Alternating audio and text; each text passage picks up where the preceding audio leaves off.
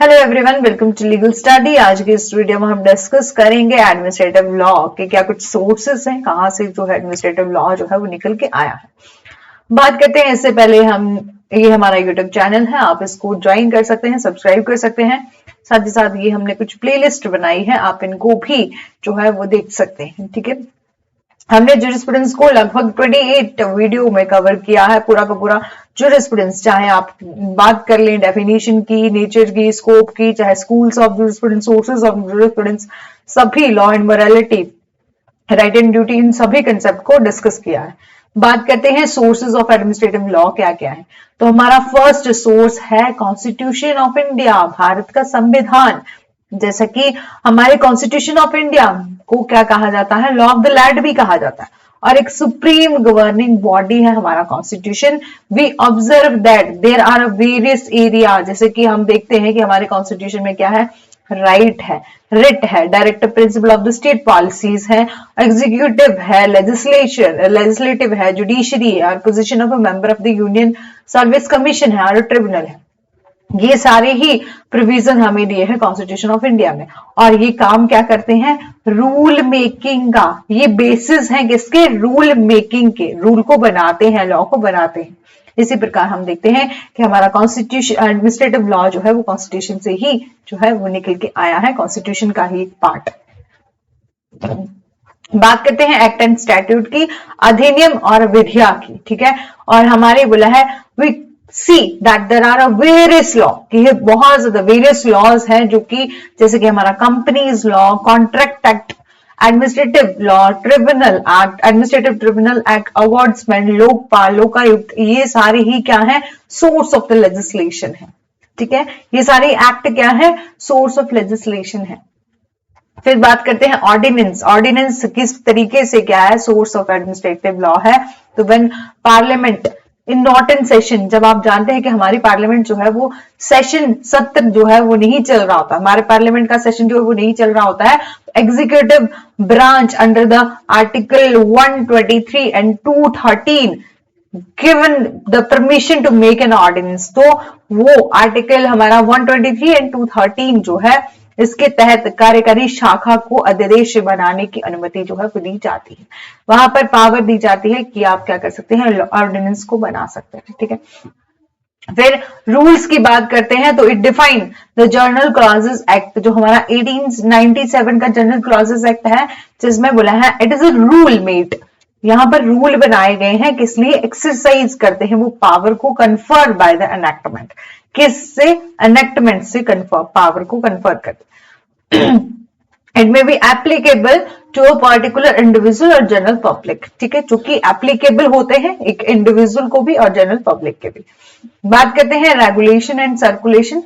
ठीक है, तो ये किस प्रकार से सोर्सेस हैं हमारे एडमिनिस्ट्रेटिव लॉ के। तो जो रेगुलेशन सर्कुलर है, बोला है इट सिग्निफाइज द डिसीजन, कि ये क्या है, सरकार के जो निर्णय है, आदेश हैं या एक्ट ऑफ गवर्नमेंट है, are made known to the public, जो क्या करते हैं, एक अधिनियम है जो जनता के लिए जो क्या है, ज्ञात का प्रतीक है, एक नॉन टू द पब्लिक है। ठीक है, बोला inspires the administrative rule making, it means it is related to the situation, ये रिलेट करते हैं उस सिचुएशन से जहां पर कुछ पावर जो है वो दी जाती है, किसको, कि कौन सी डील को जो है वो हमारा एक्ट जो है इन्फोर्स होना है, और ये रिलेट करता है किससे, to the exemption from the rate fixing and price. ठीक है, जैसे कि हमारी गवर्नमेंट जो है वो टाइम टू टाइम रेगुलेशन बनाती रहती है और सर्कुलर बनाती रहती है, जैसे कि महंगाई घटती है, महंगाई बढ़ती है,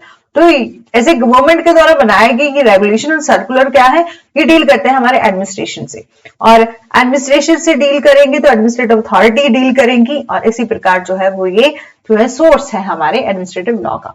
फिर बात करते हैं ऑर्डर की। ठीक है, आदेश की, तो इट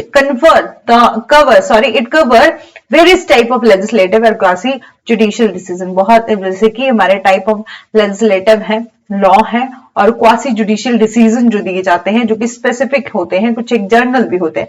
स्पेसिफिक ऑर्डर कौन होते हैं, जो रेफर करते हैं एडमिनिस्ट्रेटिव एक्शंस को, और जर्नल एडमिनिस्ट्रेटिव कौन होते हैं, जो कि रेफर करते हैं rule making from a part of such making a source, कि ऐसी तरह से नियम बनाने वाले स्रोत का एक हिस्सा है, ठीक है। ये होते हैं ऑर्डर और डायरेक्शन। बोला है it is an expression of the administrative rule making under the authority of law and rule made under these may be mandatory और रिकमेंडेटरी, ठीक है।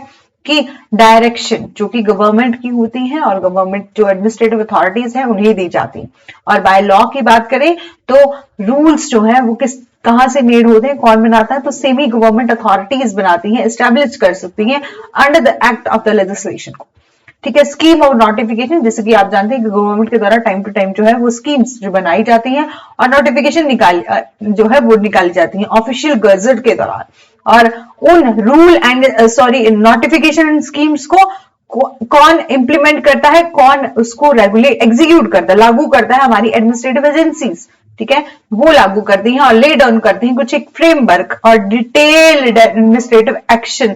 और जो स्कीम्स है वो बना दी गई हमारी गवर्नमेंट के द्वारा, उनको लागू कौन करेगा, एडमिनिस्ट्रेटिव अथॉरिटीज करेंगी, एडमिनिस्ट्रेटिव एजेंसीज करेंगी।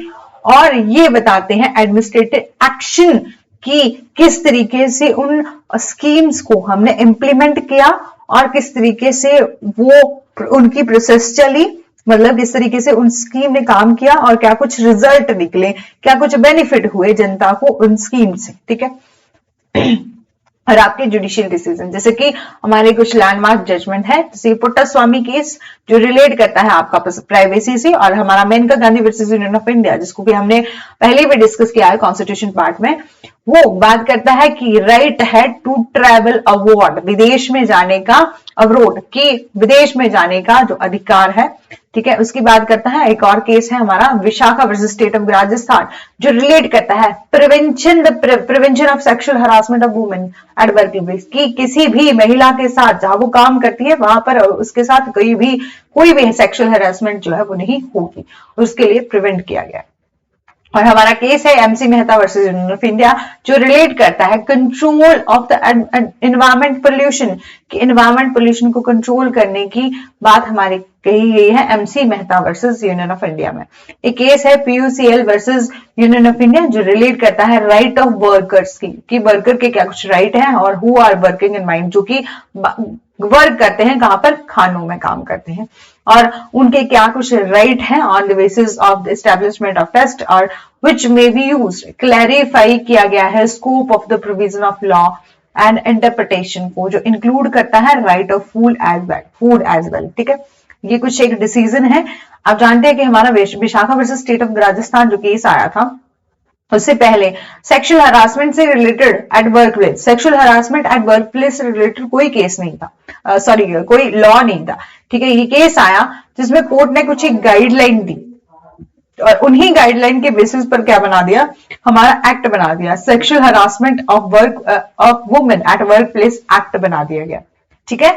तो ये क्या कुछ गाइडलाइन जो कि जुडिशरी के द्वारा दी जाती है, उसके बाद वो इंप्लीमेंट होती है, वो कहां पर इंप्लीमेंट कौन करेगा, एडमिनिस्ट्रेटिव अथॉरिटीज करेंगी। और उसी केस के आने के बाद आप देखते हैं कि हमारे कोई भी कंपनी हो गई, कोई भी कॉलेज हो गया, कोई भी इंस्टीट्यूशन हो गया जहां महिलाएं काम करती हैं, वहां पर हमारी सेक्सुअल हरासमेंट ऑफ वुमेन जो है वो उसके लिए क्या बनाई गई, कमेटी बनाई गई कि इस तरीके से कोई एक्टिविटी जो वुमेन के साथ नहीं होगी जहां वो काम करती, ठीक है।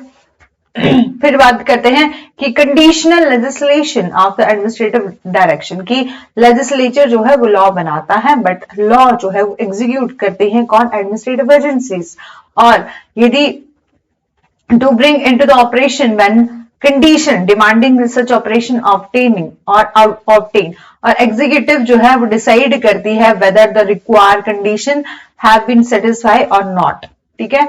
और to be operation if the required condition to be notified bring the law into the operation, this is called as conditional legislation, जहां पर कि हम देखते हैं कि कौन सा लॉ लेके आना है, कि कंडीशन कैसी है, आप देखते हैं कि सोसाइटी की क्या नीड है, क्या कुछ मुद्दे जो है वो चल रहे हैं, उससे रिलेटेड कोई जो है लॉ लेके आएंगे, वो होता है कंडीशनल लेजिस्लेशन, की आपको सशर्त कानून बनाने की जरूरत पड़ती है और एडमिनिस्ट्रेटिव डायरेक्शन, और वो लॉ बन गया, वो स्कीम चली बन गई, वो पॉलिसी बन गई, तो एडमिनिस्ट्रेटिव अथॉरिटी को क्या कुछ डायरेक्शंस दी जाती है। इसी के साथ हमने सोर्सेज जो है वो कंप्लीट कर लिए हैं। आई होप आपको ये वीडियो अच्छी लगी होगी, लाइक शेयर कर दीजिएगा। साथ ही ये हमारा यूट्यूब चैनल है, इसको सब्सक्राइब कर दीजिएगा।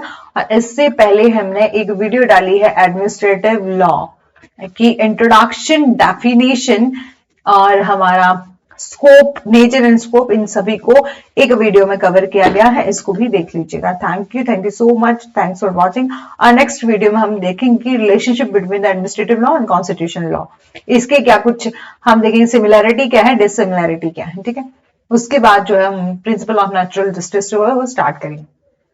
इसी के साथ thank you so much, do like share and subscribe, press the bell icon for further notification.